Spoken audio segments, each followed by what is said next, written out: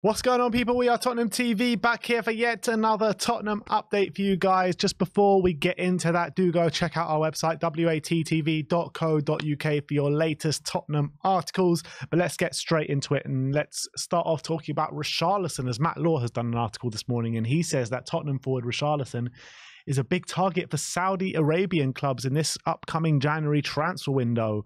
And look, it hasn't worked out at the moment for Richarlison by any stretch of the imagination at Tottenham so far. So judging on what you've seen so far and what maybe you've seen in the Everton shirt and what you think he can produce maybe in the future in a Spurs shirt, if we do get an offer of maybe, let's say, money back in January, you taking that? Yeah. Me too. I am, unfortunately. I just, at the moment, as much as I'm in Richarlison's corner, I want him to turn it around, and I still believe he's got more to offer than he's showing, 100%. I can't not take that money and go for a player who I think can better fit the system that Ange wants to play. Because I just think at the moment, up front, I think he could be a good fit up front, but he just hasn't shown to be. He's shown to be a better fit out wide. And then you look at how he profiles out wide, and I just don't think he's the perfect fit for Ange wants. Even though he's been better than he maybe was up front in the wide position, he's contributed a bit more with a few more assists, and he obviously got that header against Sheffield United. I think Ange wants a player who's a bit quicker, better in one-on-one duels in terms of dribbling, taking on his fullback than Richarlison has shown to be. And I think, and better at creating chances, basically. Richarlison hasn't shown to be that so far. I just don't think he's that kind of player. I don't think that's his forte. And then, but then when he's played up front, he just, I think profile-wise, he maybe is a better fit, but he's just been terrible when he's played up front. To be fair, though, like ever since he came out with, the problems that he was having, he has been playing with injury for the majority of the season. This season up front, he's only had first 2 games of the season up front. 3 games. First 3 games, right, where he was in a really bad way. Maybe now, with him in a better way than he was, maybe he would show more up front.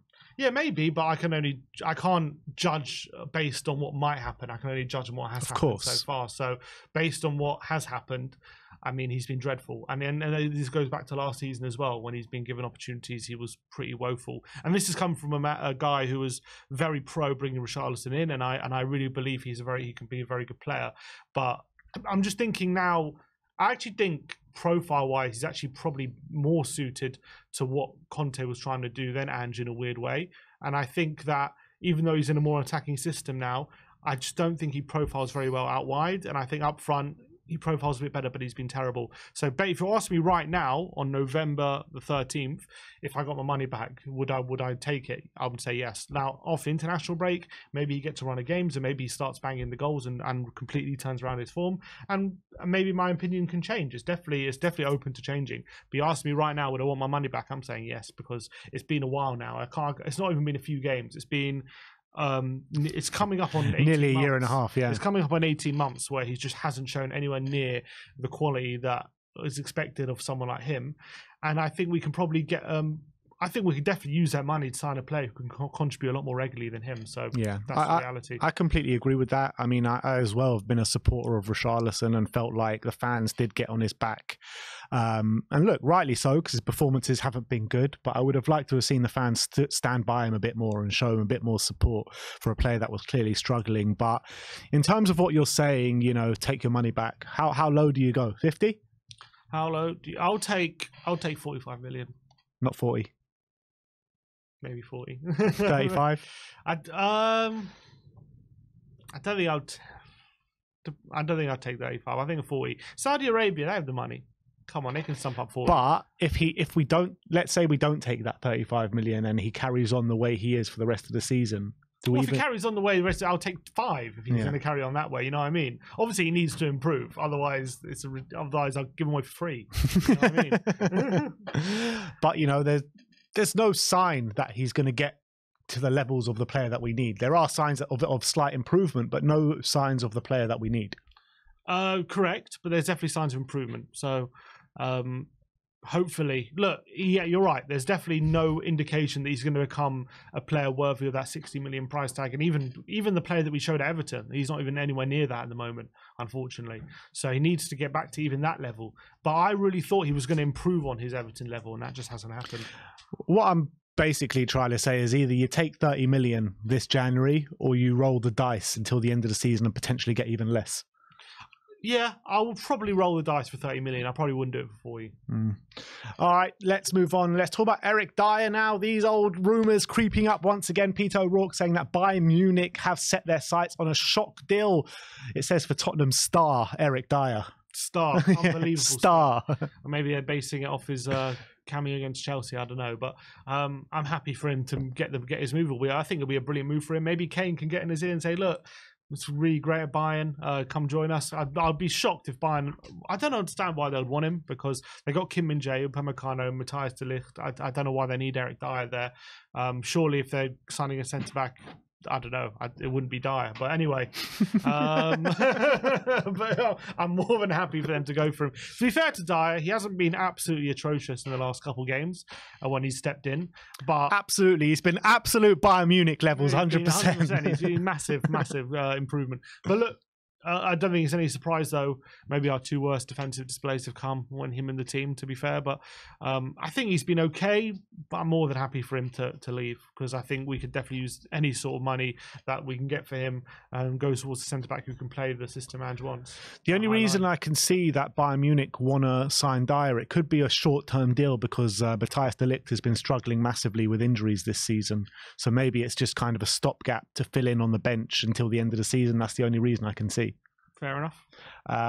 Let's talk about Trevor Chalobah now, as Peter O'Rourke is talking, and he says Tottenham are interested in a January move for Chelsea defender Trevor Chalobah. We know that we did go in the last day of the window, the summer window, to try and acquire his services to provide cover for the defence. Would you still be interested? I'll take him on a loan.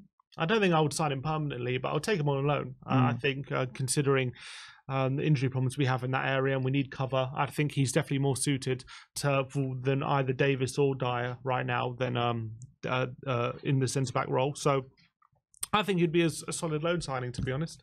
Would Chelsea give him to us on loan? I don't know. Maybe the way Poch loves Spurs, you never know. Yeah, maybe he's more willing to deal with us, but I think he'd be a good loan signing. But I just think I wouldn't want to go and spend 25 or, because they rejected quite a hefty fee for him in the summer. Was it 25 or something? They rejected, not from us. I think they rejected I don't think we went for him permanently. I think other teams did. And they rejected quite a big offer. I think it was at least 20 million. I wouldn't want to spend that money on him just unless we've kind of try before you buy kind of thing. So, and especially because he's not fancied at all at Chelsea, there's got to be a reason for that. So, but then again, he can play on right back, he can play centre back as well, quite versatile. And whenever he's played for Chelsea, he's been decent. But I wouldn't want a big outlay because I do think there are other players who we can spend that money on who would be perfect for what we want. Yeah, I kind of agree with that wholeheartedly, to be honest. I mean, I don't think he's a bad player. I just don't think he's good player, if you know what I mean, kind of like a middle of the road Premier League player.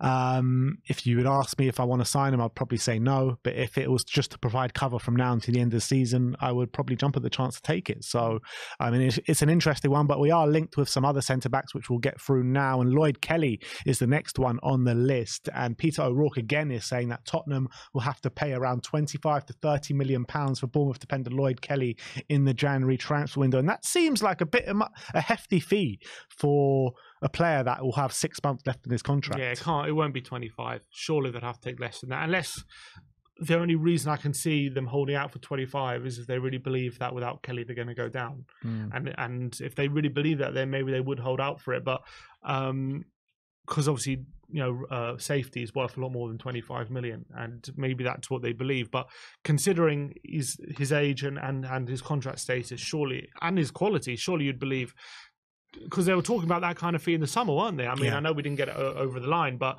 that's what they were talking about. So 6 months later, when he's not got a lot long left on his deal, 25 is way too much. I think Spurs would rather wait 6 months and pay 25 million in January. If Bournemouth go to Spurs and being like, look, we want 25 million for him, Daniel Levy goes, well, in 6 months I'll just take him for free. Yeah, 100%. That's what he'll say. No chance that we're paying 25. What's the max you'll go to for a player with 6 months left in his contract like him? I think considering we've got problems injury-wise, I can see maybe 10 million. I can see even that seems a lot for me. Yeah, it seems a lot, but you got to remember 10 million could be a big difference between us and top four. If we're desperate for a centre back. So, but I can't see us going much higher than that. I can't see us maybe between 10 and 15. I'd say like something 12.5 million or something like that. Let's talk about another centre-back. It goes by the name of Radu Draguzin of Genoa. Mirko Di Natale, an Italian journalist, says that Tottenham are amongst a number of major Premier League clubs monitoring the Genoa defender. It's quite an interesting one because he'll definitely be one that Don Paratici will know very well. He was signed for Juventus's under-17s in July 2019. He got a move to Sampdoria on loan, and then he's gone back to Juve, and now he did sign for Genoa in just the summer, just gone, to be honest, for €5.5 million. He's someone that can play all across the back line. He's had 9 caps for Romania as it stands. He's got a market value on transfer market of €10 million. And obviously he's having a really good season this year for Genoa. Scored 1 goal and made 1 assist in 12 appearances already. Do you know much about him? No, I don't. I've looked into him a bit. Obviously, 21 years of age, very young centre back, and he's very tall as well. Apparently, he's one of the most aerially dominant centre backs in Serie A this season, which something is very that we're impressive. missing. Yeah, exactly. Something that we don't really have at the moment, and very big, very strong. Apparently, he's not a slouch either. And he's only he's 6'2", I think, 6'3", so a bit of a monster. And he's only 21, so players of that kind of profile and that age were definitely going to be of interest. And I'm sure Paratici is saying, look, Juventus let go of this guy, and Juventus have form for letting go of centre backs, don't they? Because they let go of Romero to us not so long ago. Or maybe they could have done with keeping him. So I think they definitely have form for letting go of talented defenders in recent years. So definitely Paratici will know a lot about him and thinking, look, they just sold him for $5 million. He's been an absolute beast for Genoa in the first few months of the season. He's definitely one to keep an eye on considering his age as well. So I don't expect any movement in January because 6 months after his a permanent move, he's going to move again. I find that unlikely unless maybe we really make it worth their while, like by spending 30 million or something. But maybe it's one to keep an eye on next summer. Yeah, absolutely. Let's I say it's that time of year, but it really shouldn't be that time of the year because we're in November and already the leaked kits for next season are already rearing themselves. And look at this one. This is the leaked third kit for next season. Very, very strange. It reminds me a lot of like the Newcastle kit this year or last year. I can't remember which one. Light and green. But you've got an upside down Nike tick or a sideways Nike tick with the old Spurs crest with the new logo. It's very strange, this kit, to be honest. What do you make out of it? First, because the other kits we've seen have also had that kind of crest, haven't they? And also had the that's this was this one.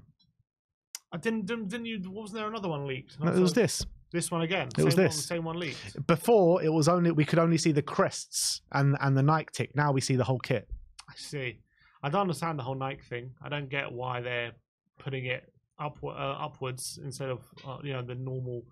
I don't know. It's very strange. I mean, I have to see it properly when it's in its full because it's hard to see judge a kit when you can't see no one wearing it how it looks.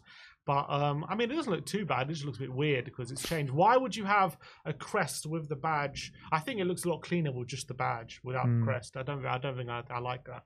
But I do like a bit of a throwback. The throwback crest, it was decent. I used to like it, but I think with this specific cockerel, I think it just looks cleaner when it's by itself. Personally. Yeah, I agree. I remember when it had the badge a few years ago. I didn't like it as much. I just like it when it's by itself. Yeah, I kind of agree. It just looks a bit peculiar to me. It feels like they're just trying a bit too hard, basically. Yeah.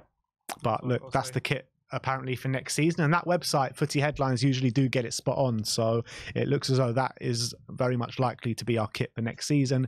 And let's finish off with some more injury news, unfortunately, as Luciano Spalletti, the Italian boss, was asked on the absence of Destiny Udogie from his Italian squad and why that is, and he says Udogie isn't here because he's injured. I mean, we don't know the extent of the injury. Well, just as you're saying that, Ali Gold has just provided an update on that. Oh, good. He said, Udogie is not part of Italy's squad during the international break. Understand it's related to his recent injury and it's a precautionary measure.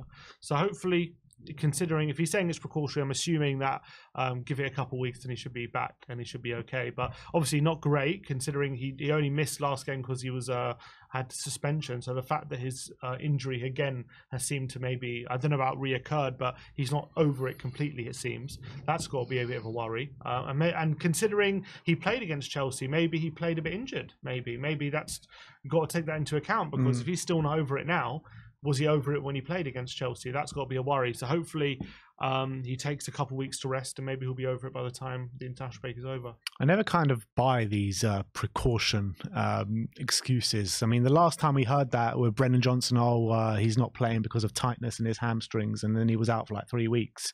So let's hope it's not more of the same. Yeah, 100%. But that is your Tottenham update for today. Let me know in the comment section below your thoughts regarding all the news stories we've brought to you today. Like, subscribe, and comment. And as always, come on, you Spurs.